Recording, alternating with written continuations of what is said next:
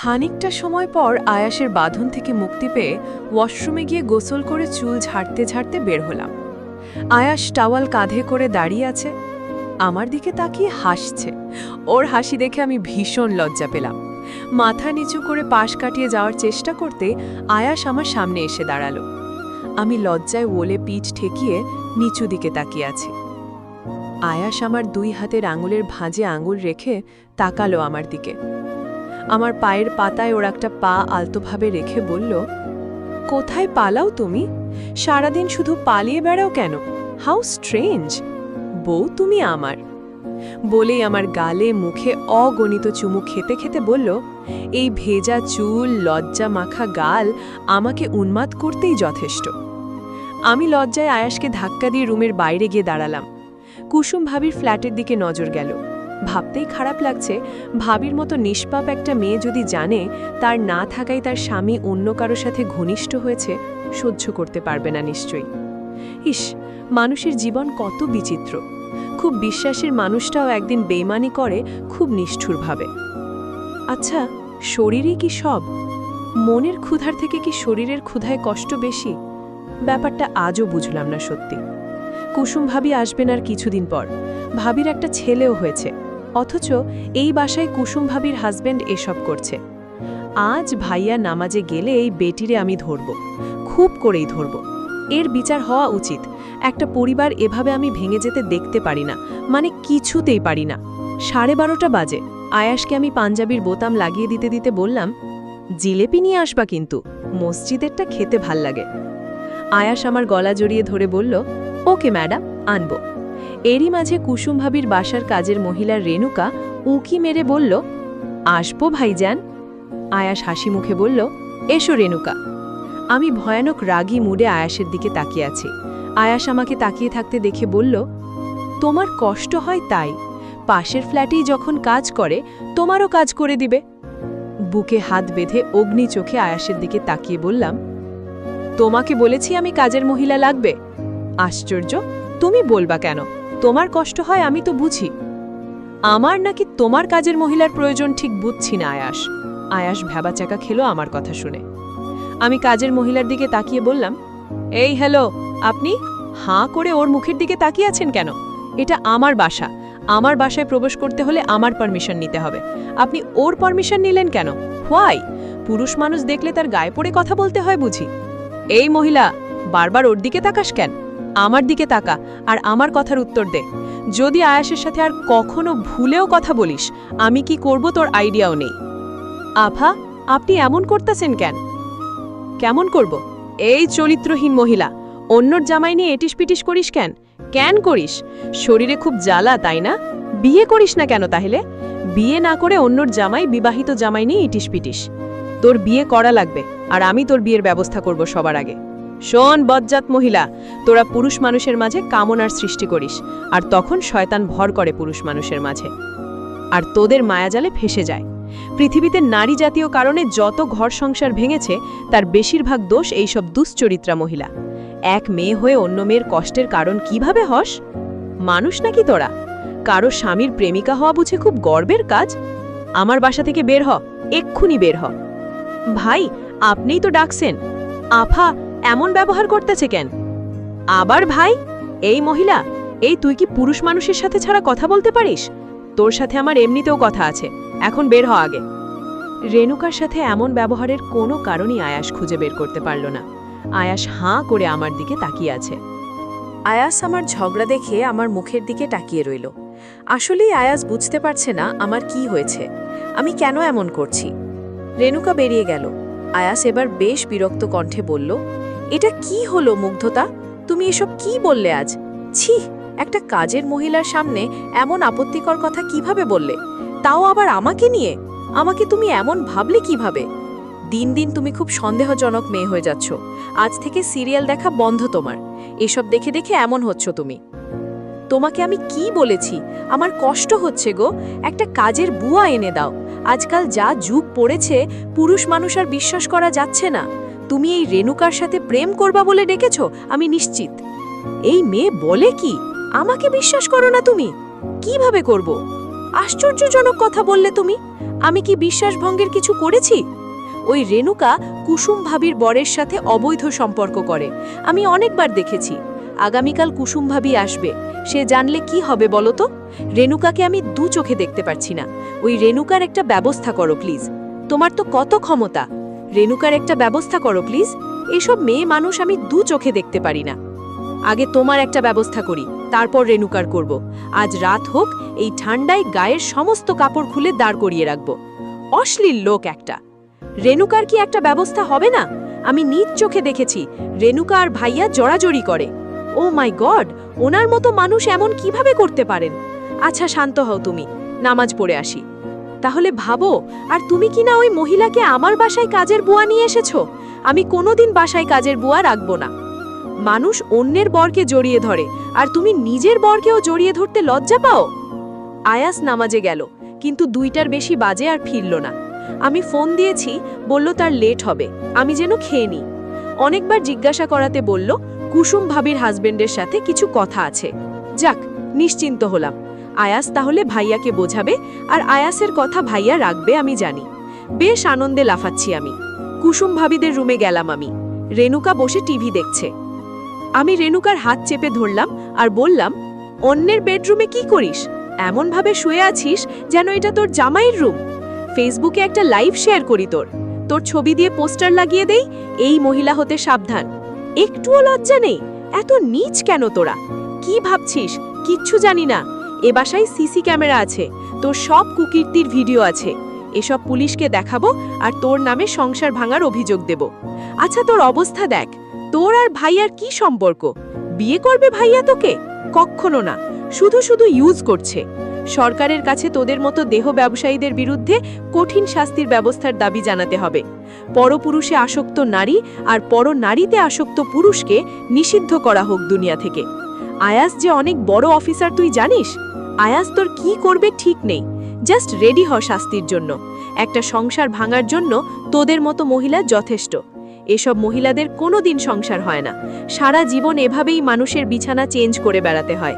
অন্যের স্বামীর সাথে পরকিয়া করা কি খুব গর্বের কাজ?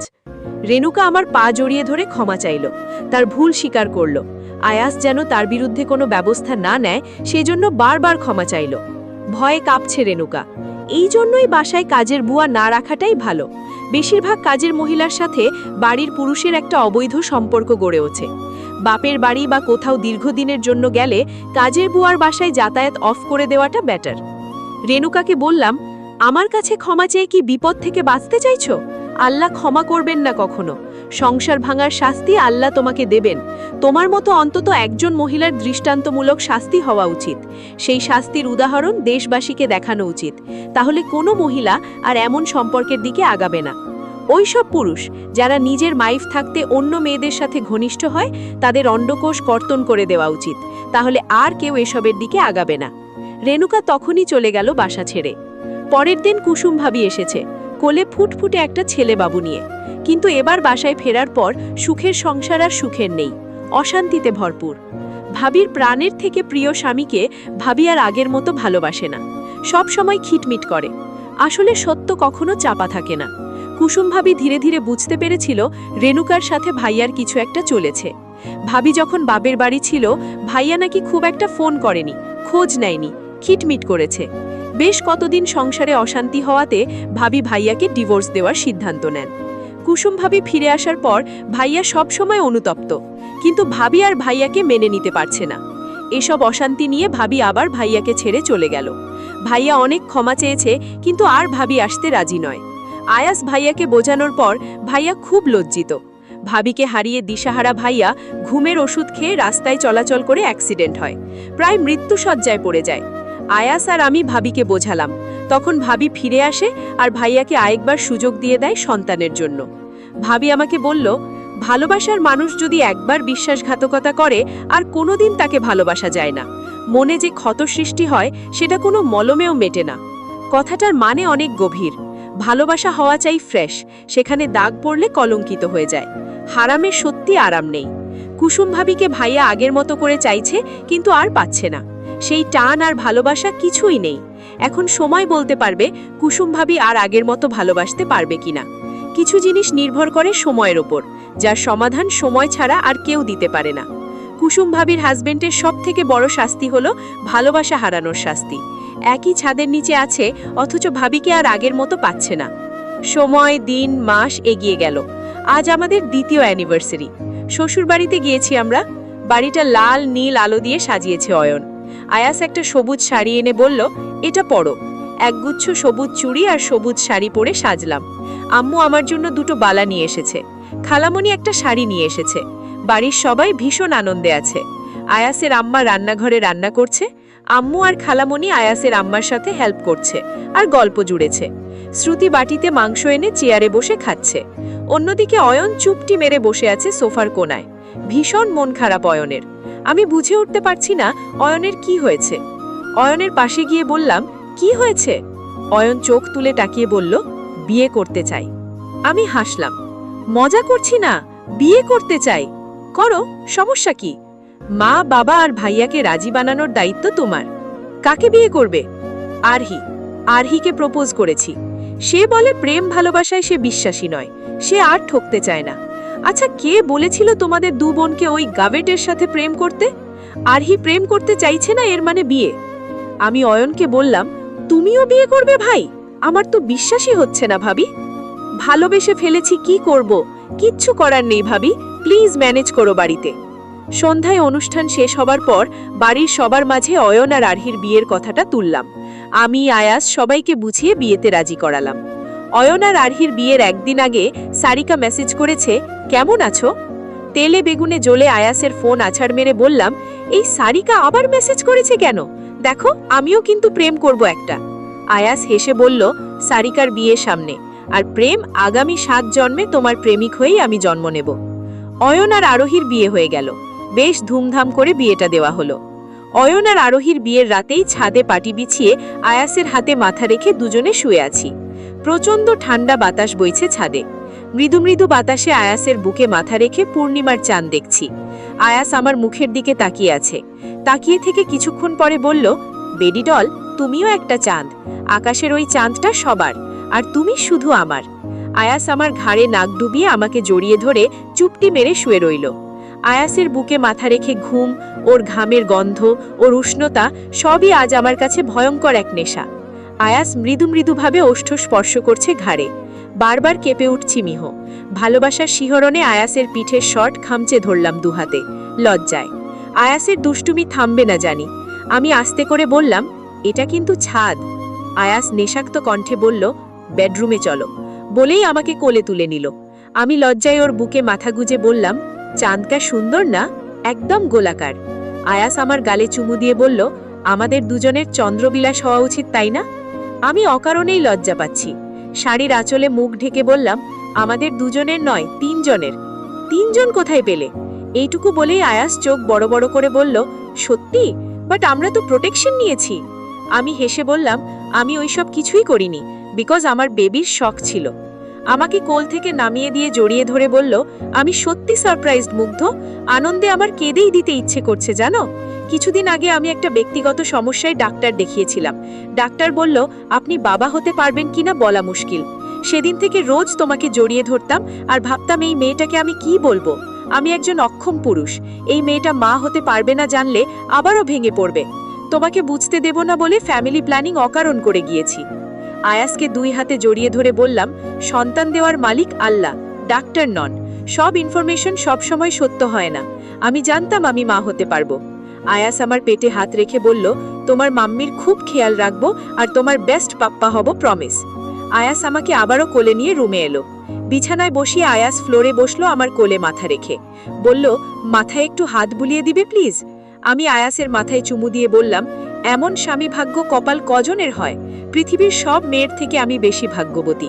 আমার স্বামীর মানে ভালোবাসার অন্য জগৎ। এত ভালোবাসবেন আমাকে সত্যি আইডিয়া ছিল না। আয়াস আমার দিকে তাকালো, মৃদু হেসে বলল, মুগ্ধতা, তুমি মানে সরলতার প্রতিমা। তুমি মানে মুগ্ধতায় পরিপূর্ণ আমি। বসন্ত উৎসবে দেখেছিলাম তোমাকে, সেখান থেকে প্রতিটা দিনই আমার জীবনের রঙিন বসন্ত। তুমিময় বসন্তে রঙিন আমার জীবন।